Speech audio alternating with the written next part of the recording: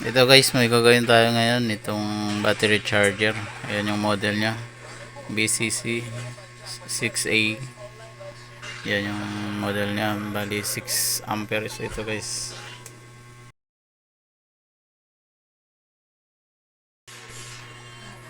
Ayan guys, binuksan ko na ito. Saksak natin, testing natin, kuhanan natin ng voltahe. Ayan guys, may voltahe naman pala siya, pero mababa, fluctuating pati 9 volts to 10 volts. Yan ang problema niya. Dapat yung output nito guys ay 13 volts DC para may charge na yung battery.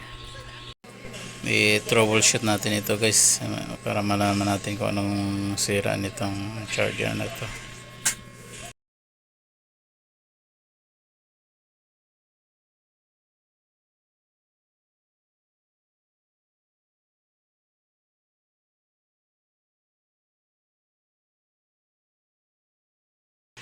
Itong dual diode na to guys ang nakita kong sira, bali shorted siya. Ayan guys, tester natin.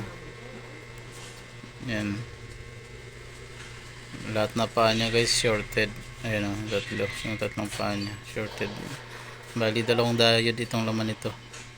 Ayan, shorted na siya, kaya palitan natin ito guys.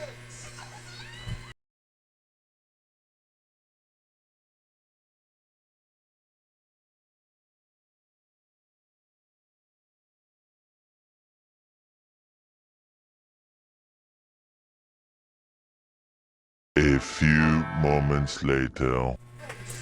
Napalitan ko na guys yung diode, kaya ngayon titestingin lang natin. Ayan, saksak natin guys, kuhanan natin ang voltahe.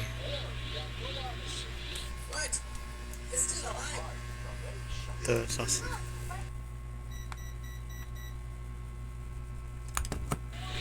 Ayan guys, may power na siya, umilaw na indicator nya guys. Ayan. Tester lang natin guys, kuhanan natin ang voltahe. Ayan. Ayan guys, ayan, stable yung output nya guys. 13.8.